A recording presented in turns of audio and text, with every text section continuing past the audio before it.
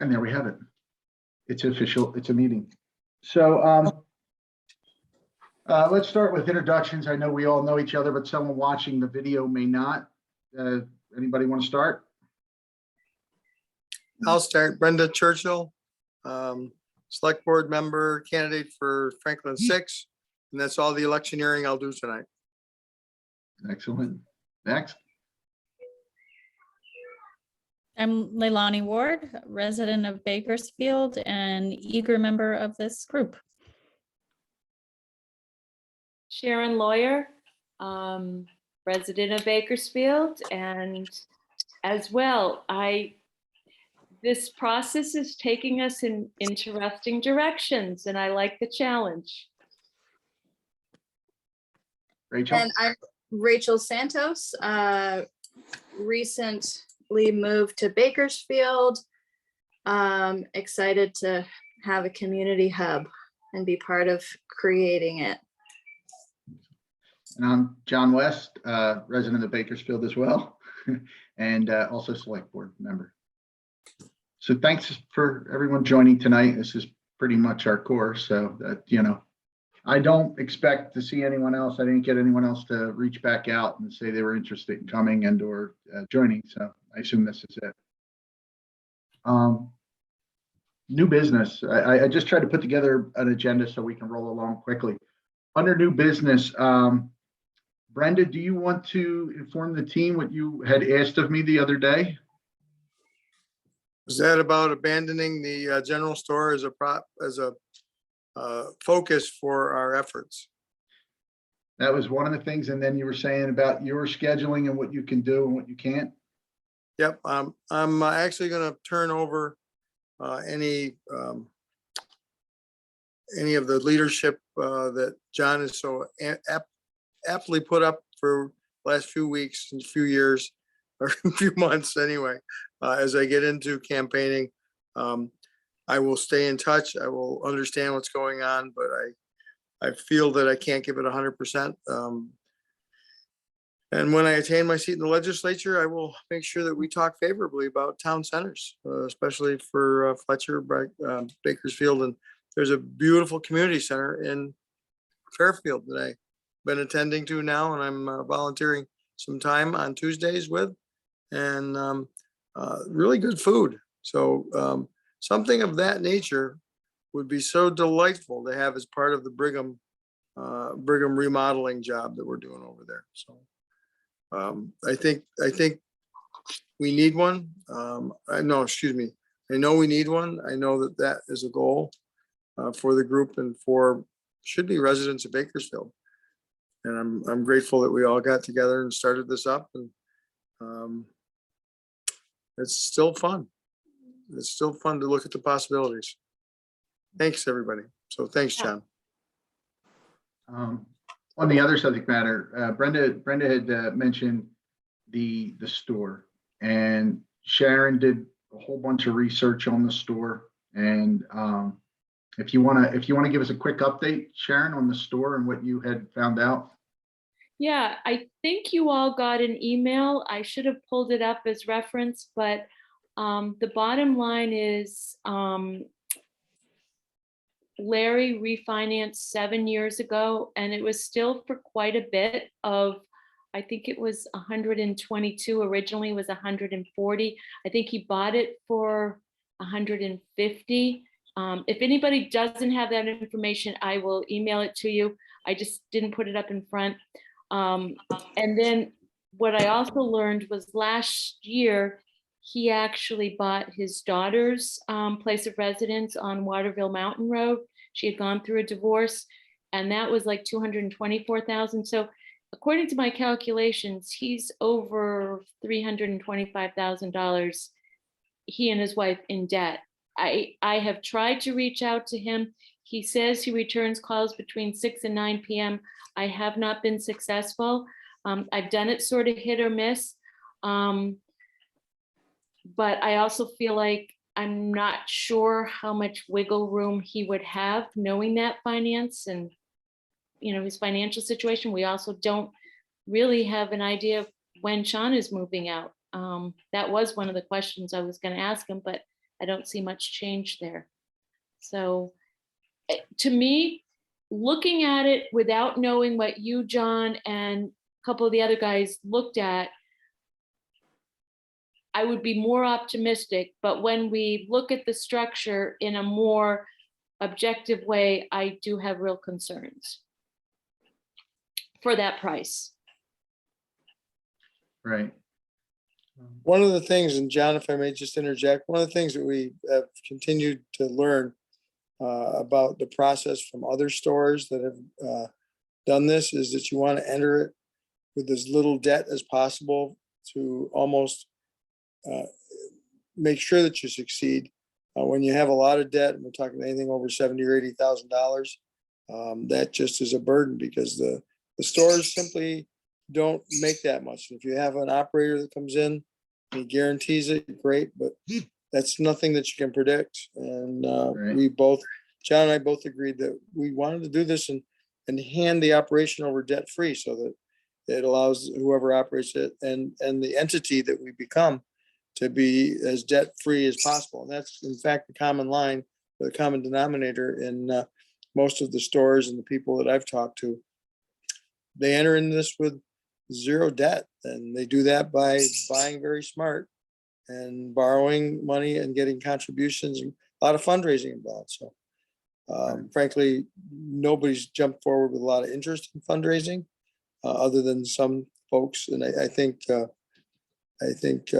we have a good core of people that would raise money if we had a viable property. We do not. My opinion is that if this was a vote, I wouldn't vote to take on that debt. It would just not be recoverable. It would not be a good business plan.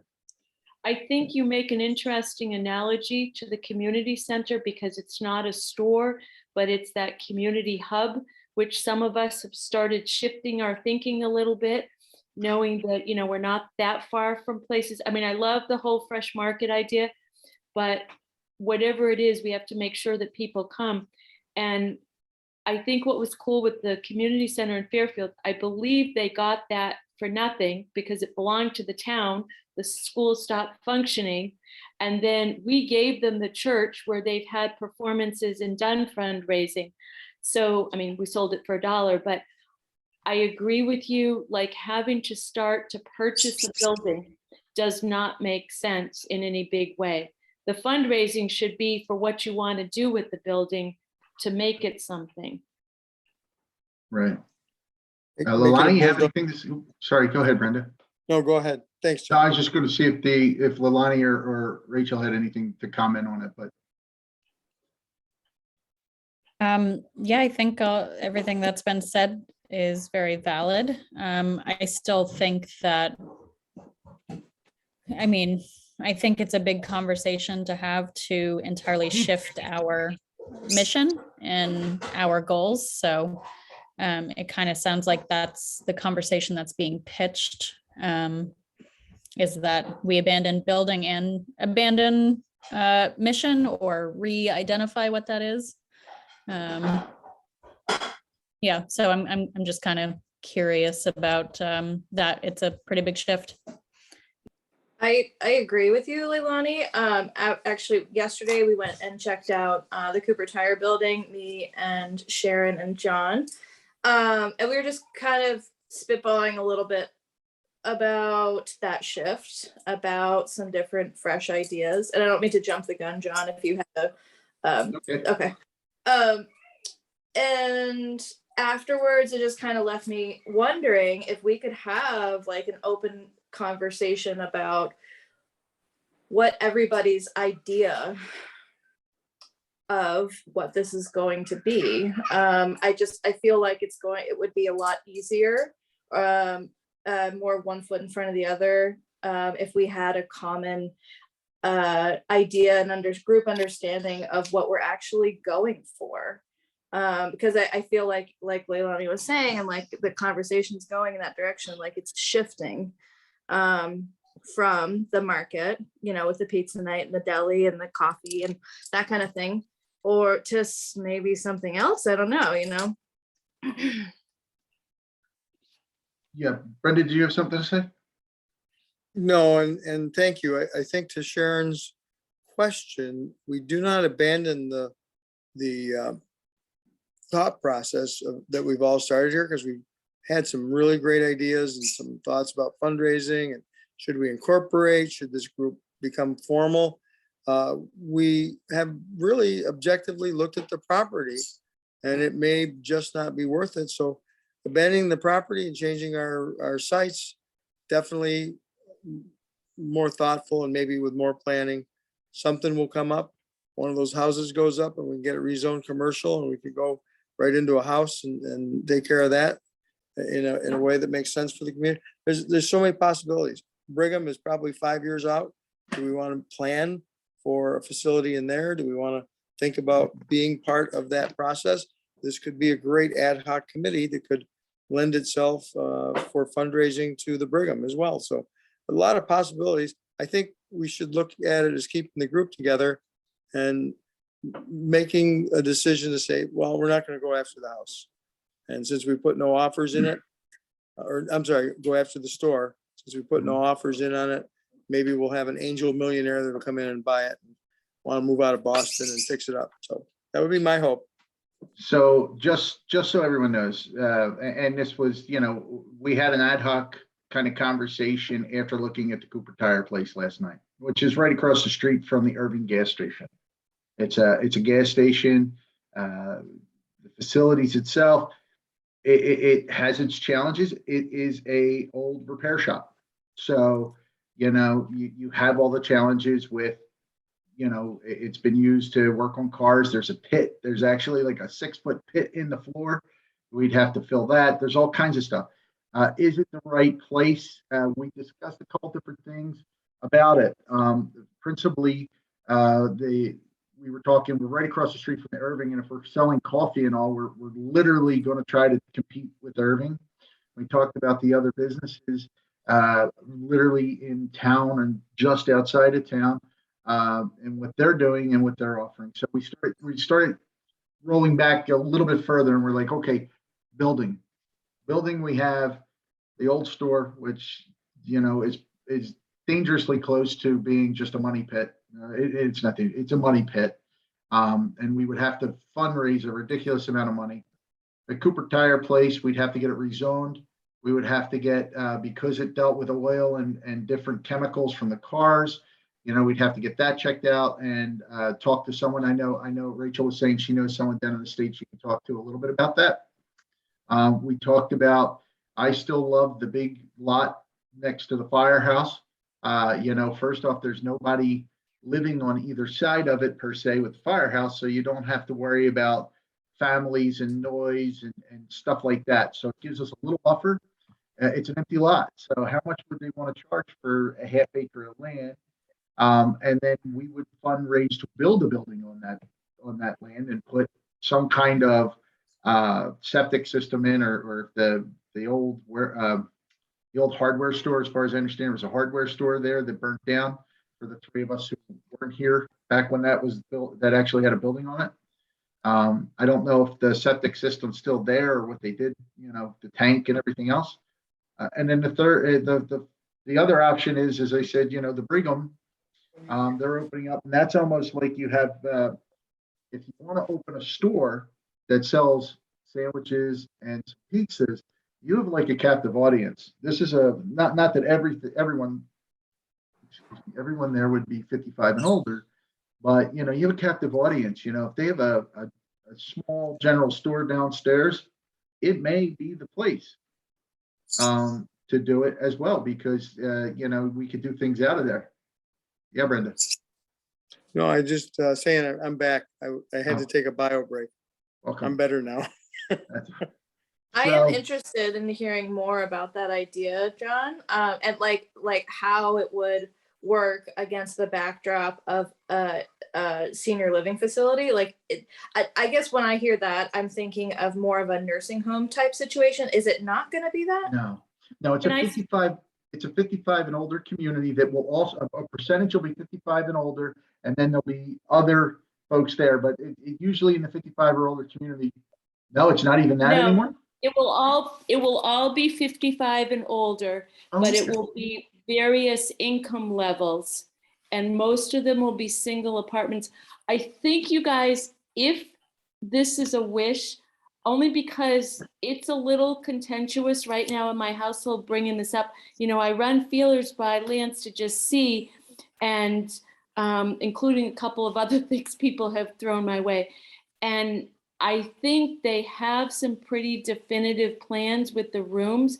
I don't think it's a bad thing that somebody approach that group, but I personally don't want to be that person because I have felt uncomfortable. I mean, he even said to me, which I think is different than when he said the first time to me, that that lot was being considered. Like, I would just like to hear enough about what's happening there. I just don't want to get our hopes up. I think it's a great idea, but I don't want to be, give it a false sense of something that could happen. Right. It's a private developer, you know, she's choosing to do this project. Right. Even if And we what get is the that, lot, Brigham or that's the Brigham. empty lot? Oh, okay. Brigham. The empty lot's right in front of Brigham. So even if we put something right there, it's still close enough people could walk. Or Well, it's or not not. right in front, because that's all part of Brigham. It's off to the right a little bit. It's within walking kind of distance. It's not far. Let me put it that way. Either way, and then on the other side of it, Leilani, to your other topic, which was the potential shift of our focus by way of what would be the building or what would be the community draw. I think the biggest thing there is we haven't landed on anything, and the survey gave us so many different options. The biggest concern that I'll say I personally have, I won't speak for anyone else here, is that the level of competition within, potentially a 2-block radius or a quarter-mile radius. Now, I'm not even talking Hannaford or anywhere else. The level of competition and some of the things we're talking about, we would have some serious competition. The only thing we don't have up here per se is pizza and a deli-like sub shop. The other thing we were talking last night is we also don't have a local watering hole, if you want to call it that would be family friendly. We don't have a diner, which was brought up before, and we don't have I tossed in there a pool hall too, which I don't know if there's enough people up here, but remember what the overall thought of this was something that brought the community together a little bit, gave them a place, gave them some kind of services that would kind of entail or have them want to be here. You know what? The other thing that isn't around, I can't think anywhere around here is a skating rink. Not that I think a skating rink is the answer, but now that I just think about it, I don't think there's a skating rink up here, is there? There isn't. One family put one together in their yard this winter, but public wise, no. Yeah, ice skating wise, you got to go to Waterbury or Burlington for a rink. They may have one in St. Albans. I do not know, but roller skating wasn't sustainable because they had one in Essex Junction, and they quit after 4 years. Are Really? you talking about ice skating or roller skating? Either or skating.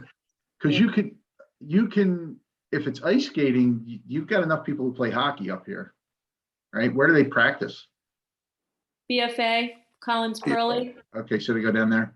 Yeah. And then, roller skating, I'll tell you right now, and this is going to sound strange, but you could have a dual use facility, right, where you just put the hardwood floor down for roller skating when it's not an ice skating rink. But besides, it was just something I thought that wasn't up here.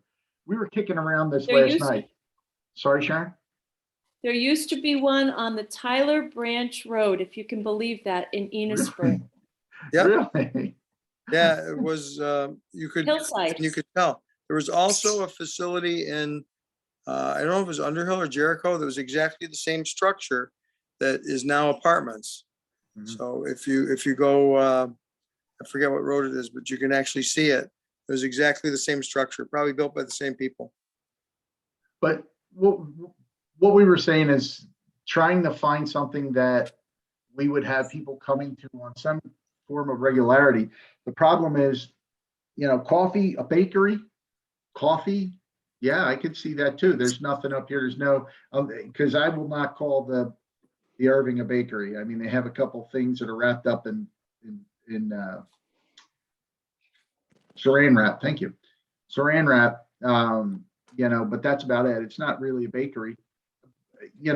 We would need to So, capture I mean, some. I think the survey helped provide a lot of feedback on what was of interest from residents. And so I agree that there would be a bit of competition with something with the store, convenience items and stuff that you could get there. But you just listed off a slew of items that were mentioned in the survey that aren't directly in competition. So I guess I'm really finding myself kind of like, I'm getting a little discouraged by this conversation because I feel like we're starting at, like we're just restarting the entire conversation, particularly after we went to the community and got a lot of feedback about starting a store in town. So I'm a little hesitant about completely aborting both mission and location. I think all of the options that were discussed are very valid, and I think that they are worth investigating and looking into, but I'm not really finding myself at a point where I'm ready to write off the existing location. The new property would be an incredibly high price tag to build from new, as would renovating the current space. So I just find myself kind of weighing the options, and the current store definitely comes with a historical context. There has been a store there for ages. The community knows it as such.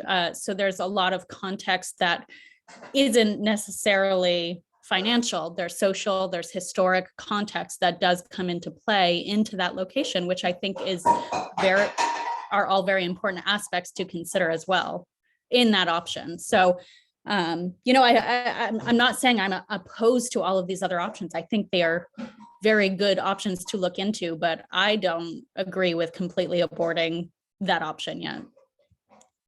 I understand what you're saying. The store itself, the other things was us kicking a can, but this just talking, standing outside this building.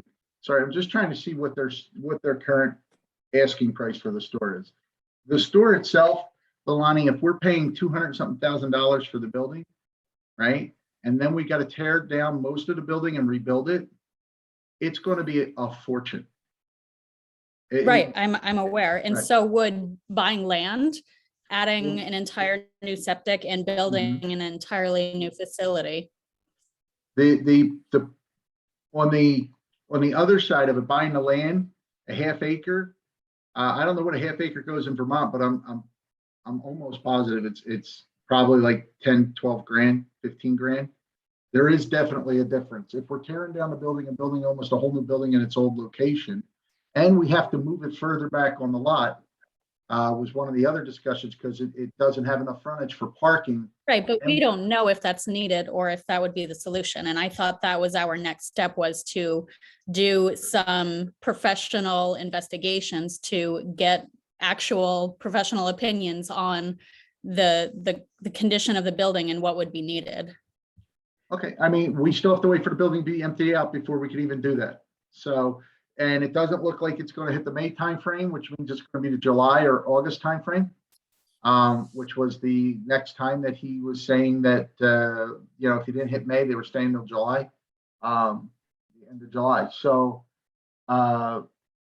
we won't be able to get anyone in there till mid to end of summer. And we absolutely can do it. I'm not disagreeing.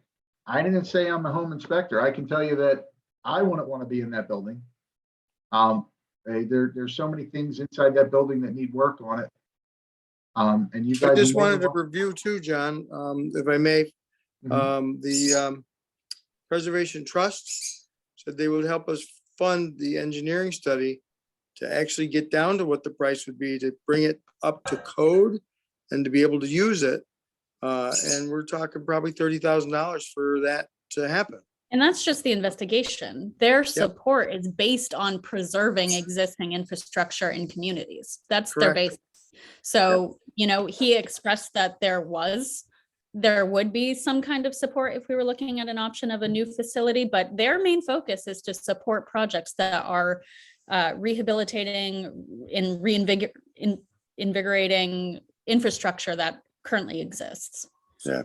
The downside is the owner may have such a debt load that he has to get $230,000 out of Yeah. it to not declare bankruptcy. We Oh, can yeah, wait and I hear and let that. the bank take it back, I guess. Yeah, he's asking 240 for it right now. 244? 240, 240,000. Yeah, and it was sold by Sue Riggs, I think, for 90, and then, I mean, I put it in that email. It was like 90 and then 140. Like, this is a lot more, obviously, over time, but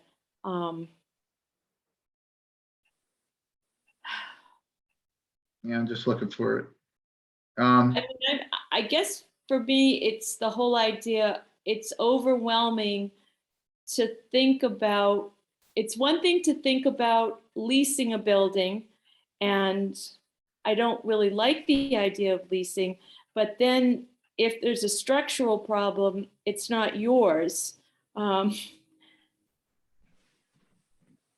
And we have two people that leased for 5 or 6 years that did not choose to purchase. I don't know if that's telling or not. I also am concerned about the limited number of people. I threw out there if, we wanted to use the 4th of July when it's the one time during the year that people do gather as a community, even more so than the 4th of July, than town meeting. But, there's 5 of us, and I don't even know if 5 of us would want to do something that day if we have other plans. And it's just like, I'm willing to do what I can. It's easy for me to go and look at a building because we don't have to exchange money. But as soon as we start thinking about money or about needing to raise money, it becomes more overwhelming for me. Yeah, he put the building up for sale in September 29th, 2020. He wanted 260. February 23rd, 2021, he lowered it $10,000 to 250.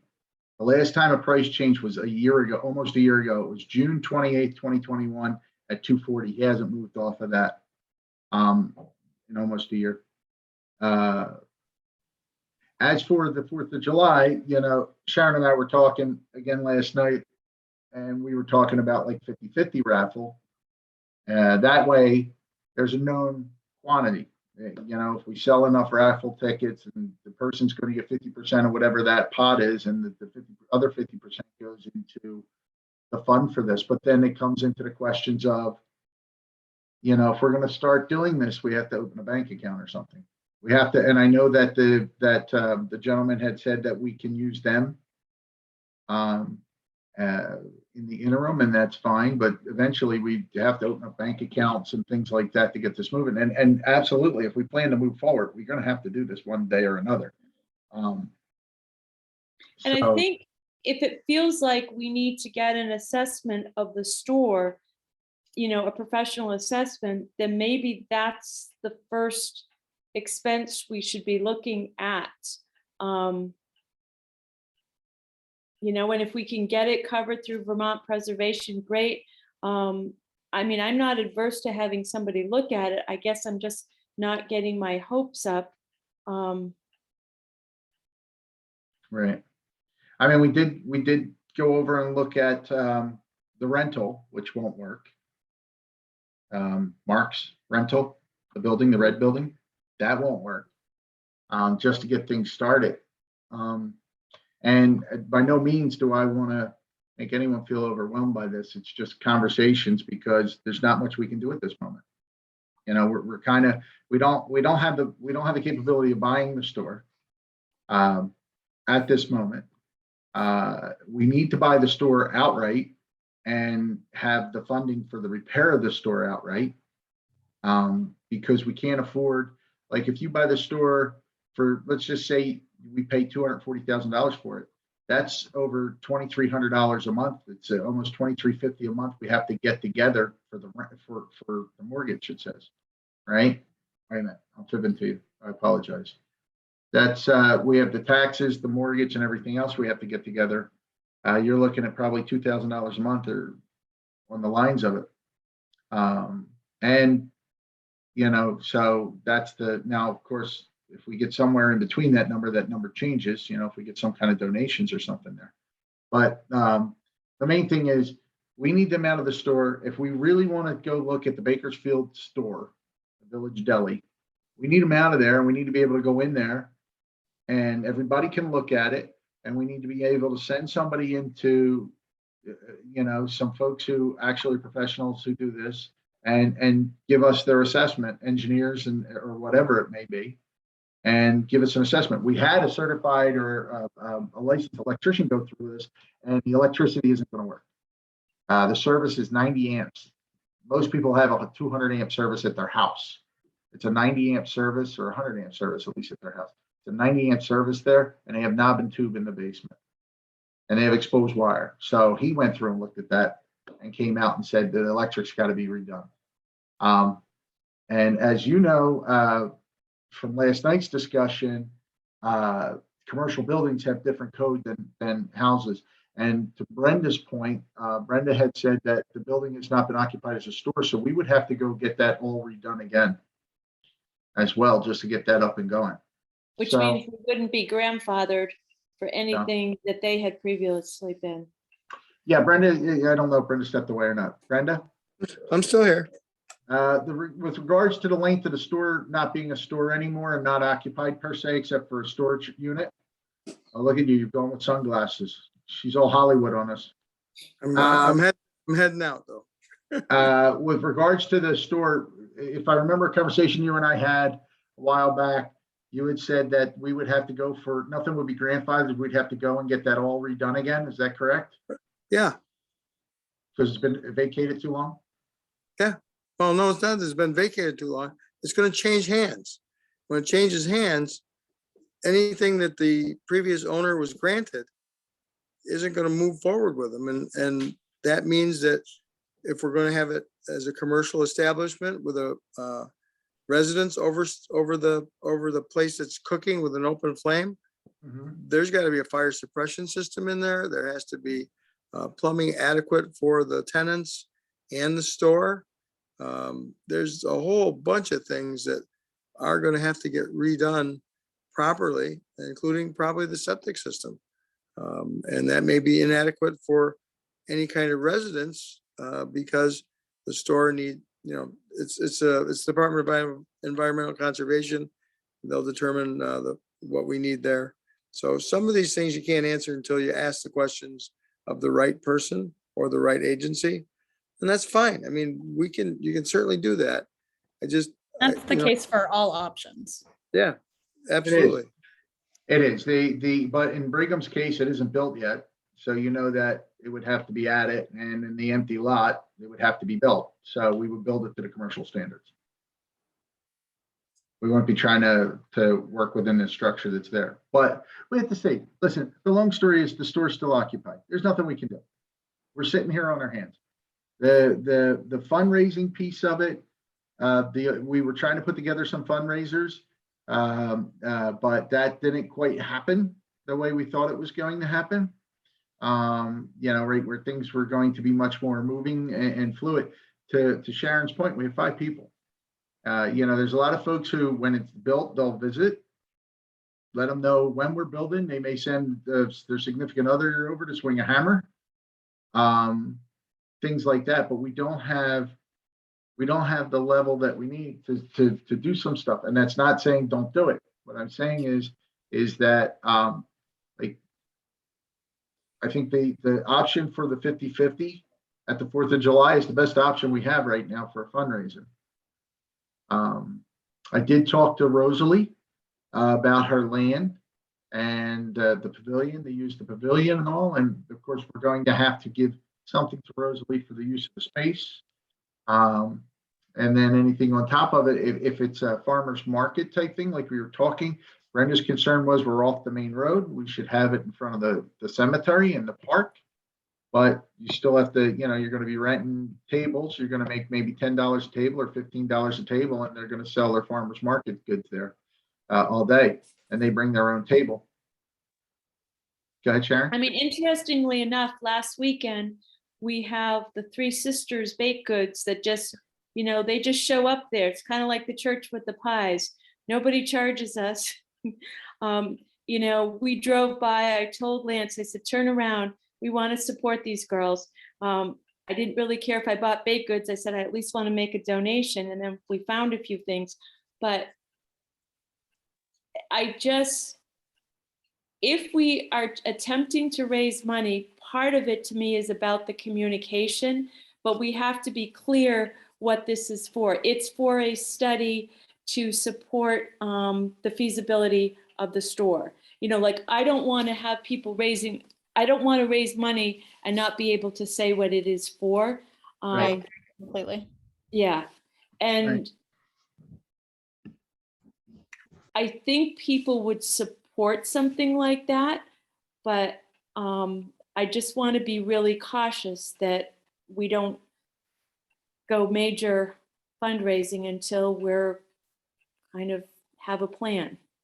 Right. What if we, so I'm just trying to absorb everything that we're kind of talking about and also try to create an idea for us to have a plan after this meeting is over. And I am a stay-at-home mom. I am about to start work at Smuggler's Notch, but only 2 days a week. I don't have unlimited times. I certainly don't have unlimited funds, but I am very interested, and I do have the energy in helping everybody with fundraising, like really doing it, whatever that means, whatever we decide on. I think that the 4th of July thing, I'm not actually familiar with what the celebration is, but it sounds great from the little I have heard. I think that is an awesome first step, and I'm there. I already told Kevin that that's where we're going to be on the 4th of July or for that thing, whatever it is. Selling what you guys threw around, the idea of smoked butts, barbecue. It's just like a couple squeeze bottles, a grill or whatever. I think that that's a great idea, so that's one idea, but it would be great to agree on one more fundraiser to put together that, I can throw time at, I can try to wrangle it together. If somebody else has some ideas, if everybody else has some ideas to add to it. I just feel like with all of these kind of doors that are shut right now, we really could be putting our energy into things that will get us a step further. We have to wait. We know we have to wait until, July or whenever it is, but we can still be doing things in the meantime. And I know that there's the concern of not knowing or wanting to have a clear idea of what that money is being raised for. But people want a barbecue sandwich, they're going to pay for a barbecue sandwich. And if it's going to something cool to help their local community, great. And it can just be, we're the Cold Hollow Community Collective. This is raising money. If somebody cares enough past their delicious barbecue sandwich, we're raising money to get a community focus center here. It doesn't have to have all the details. Right. In my mind. But it would be great to have at least, if we could all agree on one other fundraising idea for long-term or short-term, like after 4th or before the 4th. I would love to put some energy into that if we want to decide on another project. Well, I thought the selling of the tickets, the 50/50 tickets, was a good idea by Sharon. People What's like to the- gamble. What's and a they may 50/50 only- ticket? I'm sorry. What's a 50/50 ticket? So a 50/50 ticket is you buy a roll of tickets and everybody writes their name, they buy them for $1 or $2 or Just a- $5 a ticket. Just They a write their normal, names on it, and there's a right? drawing. Yeah, okay. And So we get the prizes from local businesses or whatever. No, you just give them half the money. The prize is you get 50% of the money. you get- I see. Yeah, so if you let's just say you get $250, they get 125 and you get 125, well, not you, but the foundation, collective.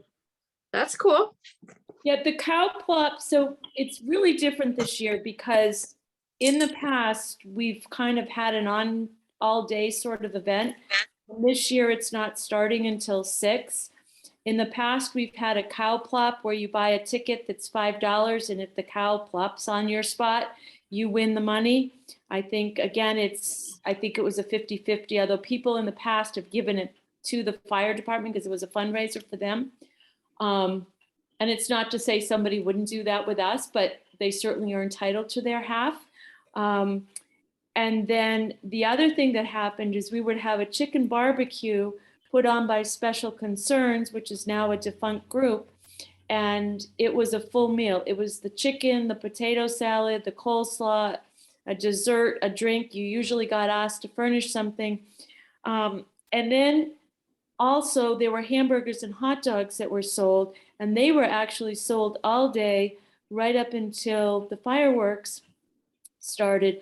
And the Boy Scouts, I think the last year did it, and according to Linda McCall, Lance seems to think it might not have been the net. He thinks it was maybe more gross, but they got a lot donated and they like made $1,000.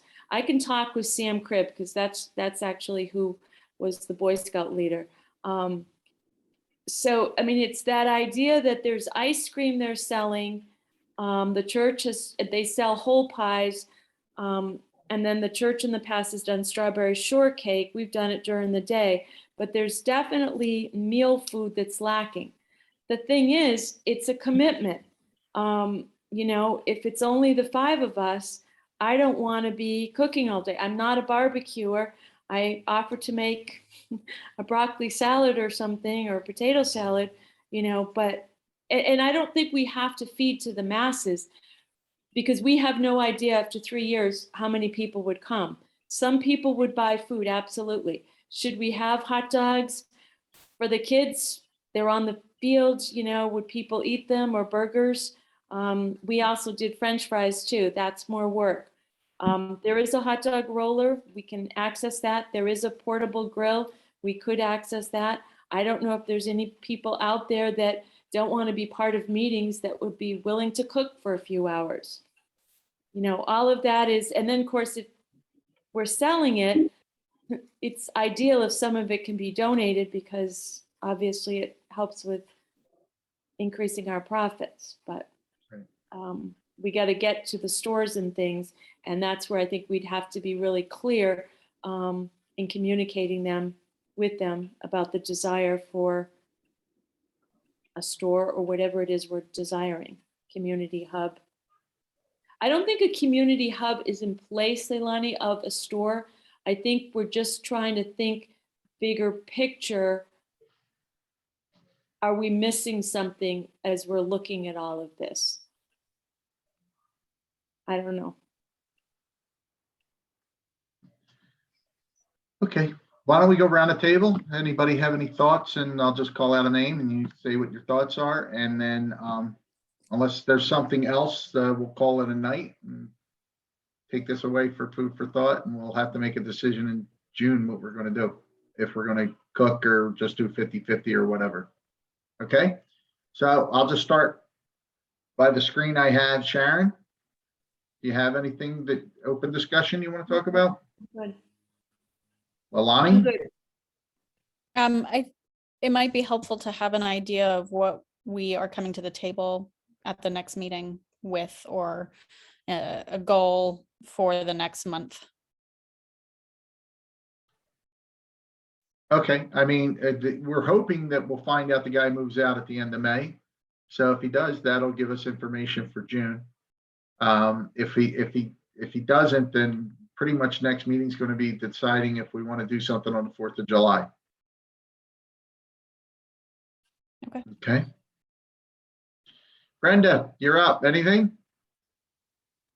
I'm currently driving. I see. So don't look. I want, yeah, again, with a lot of what's been said tonight, which is kind of a mixed bag of emotions. I mean, we really wanted this to be a lot simpler. It is not going to be a lot simpler. It's going to be more complex with regard to just acquiring the property, let alone the the rehabs that we have to do. I am not for giving up on it, but I'm also part realistic with the fact that it's going to cost a lot of money, a lot of time, and we may not. The benefit, or excuse me, the knowledge that I've gained through talking to other operators and other people in other stores was they started off at nearly zero debt, if not completely debt free. That is just not going to be the case here. I'm afraid to be ridden with $250,000 worth of debt plus renovations. Whoa, not what I signed up for. I am really grateful the group wants to continue the discussion and talk about it and talk about what the options are. There's a lot of things we can do. I just remembered in my head, somebody bought a container, a 40-foot shipping container, and made a bulletproof coffee stand out of it over in war-torn Iraq and Iran. And they actually had the concept when they were in Vietnam. So Wow. we haven't even begun to explore all the possibilities yet. Can you imagine having a portable or movable coffee shop, pizza place?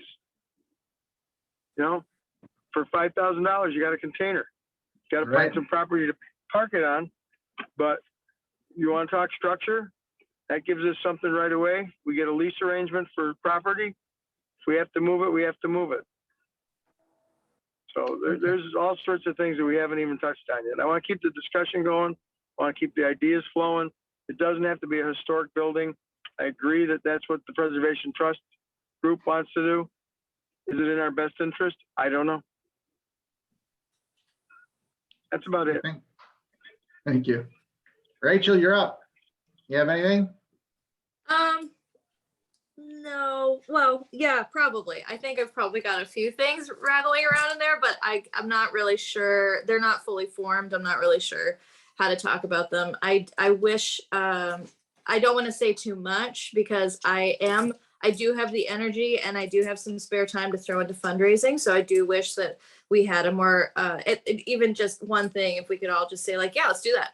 You know, like just be like, yeah, let's go for the 4th of July thing. Great. Or yeah, let's do a pancake breakfast. Awesome. Then I could just like dive into it and start working on it. And that would be great. And I would feel like we're coming together and actually making steps forward because we don't have any money and we need money.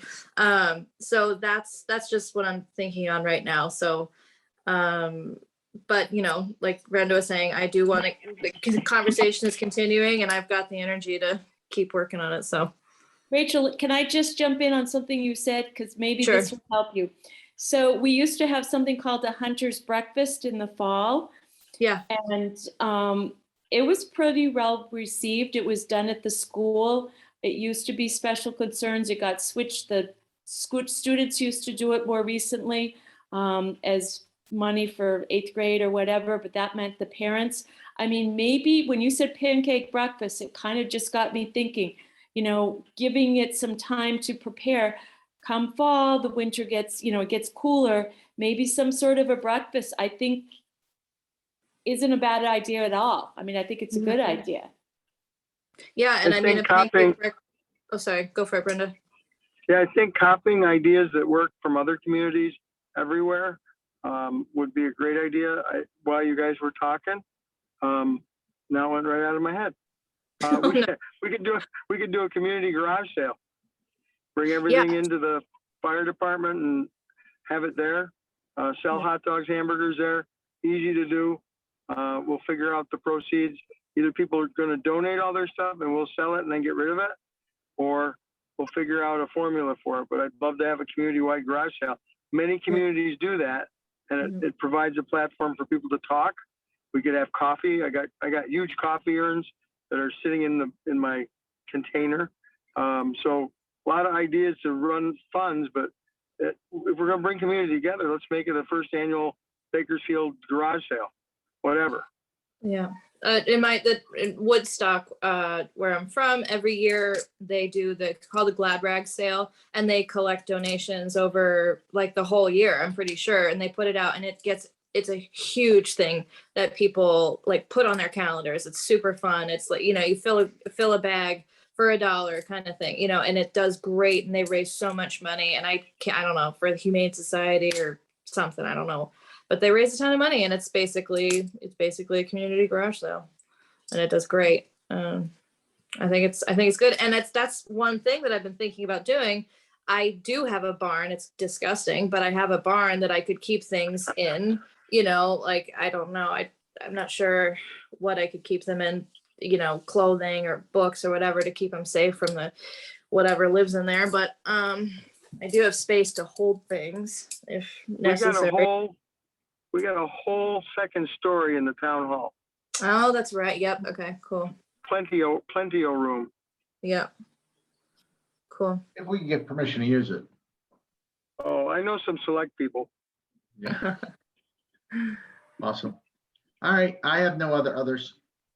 So is everyone good? Yeah. All right. Well, everyone have a great night and enjoy your beautiful weather outside in the weekend. Thank you. You as well. Thanks, Thank you. John, for putting this together, buddy. Appreciate No it. problem. Anytime. Talk to you. Thanks, everyone. Good night. Good night.